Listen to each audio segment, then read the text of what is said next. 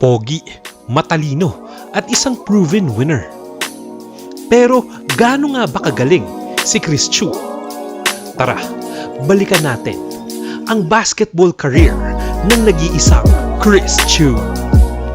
Christopher John Alandi D. Chu, anak mayaman. Pero bata pa lang, malinaw na hindi pera ang puhunan, kundi disiplina at fundamentals ng basketball. Lumaki siyang player ng Xavier School, kasabayan ang mga pangalan tulad ni JV Casio. Maaga pa lang, kita na ang kanyang IQ sa laro. Hindi flashy, pero malinis ang galawan. Fundamentally sound. Hindi athletic itong si Chris Chu kumpara sa ibang guards. Wala siyang explosive speed, wala rin siyang mataas na talon. Pero kung anuman ang kulang niya sa athleticism, binawi naman niya sa shooting, footwork, at basketball IQ. Hindi mo pwedeng bigyan ito ng puwang si Chris Chu dahil titirahan ka talaga niya. Sa tangkad na 5'11", kayang-kaya niyang puntusan kahit mas matangkad pa sa kanya. Mahusay siyang magbasa ng depensa at alam niya kung saan manggagaling ang mga defensive lapses. Nakilala si Chris Chu sa Ateneo days niya. Isang mythical 5-member si Chris Chu noong 2007 to 2008 season ng UAAP. Noong 2008, nag-champion si Chris Chu kasama ang Ateneo Blue Eagles. Tinapos ng batch ni Chris Chu ang 6-year championship drought ng Ateneo. Kasama niya si Rabael Hosseini, Jai Reyes at Ryan Buenafe. Ito rin ang kanyang huling taon sa college basketball. Marami ang nag-aabang sa kanya sa PBA draft noon. Pero hindi muna siya nagpa-draft. Bakit? Dahil pinili niyang unahin ang bansa.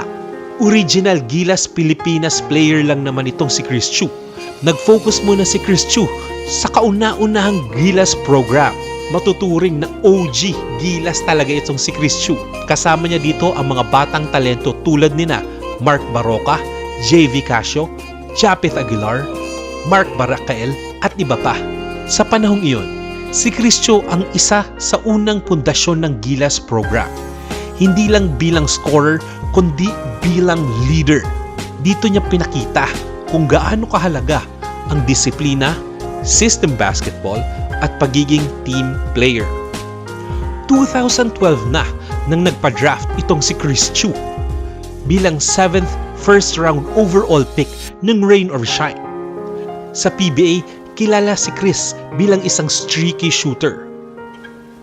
May mga gabing tahimik, pero kapag uminit, sunod-sunod ang tres. Kumamada lang naman itong si Chris Chu ng 30 points bilang career high niya sa PBA. Noong 2016, nag-champion nga itong si Chris Chu kasama ang Rain or Shine Elasto Painters sa Commissioner's Cup.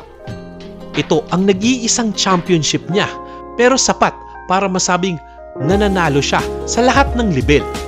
Sa edad na 33, nagpasya na itong si Chris Chu mag-retire mula sa professional basketball. Pero hindi dahil sa hindi na niya kaya kundi may iba na siyang direksyon sa buhay. Sa katunayan, ang last season niya sa Rain or Shine, ang best season niya sa PBA, kung saan nagtala siya ng 10.7 points per game. Pero nagdesisyon na nga itong si Chris Chu baguhin ang direksyon ng kanyang buhay. Matapos ng basketball ay inatupag na niya ang kanyang negosyo at mga advocacies. Isa sa kanyang brands ay ang Happy Lemon at ang Tuan Tuan Chinese. Patunay na handa siyang mag-move on sa susunod na chapter ng kanyang buhay. Para sa akin, hindi na niya kailangan talagang magpakitang gilas pa sa PBA dahil alam ni Chris Chu sa sarili niya na isa siyang proven winner. Isang batang Milo, disiplinado, tahimik, at palaging may malinaw na plano. Anyway guys, this has been Pinoy Classico. Thanks for watching. Until next time, adios!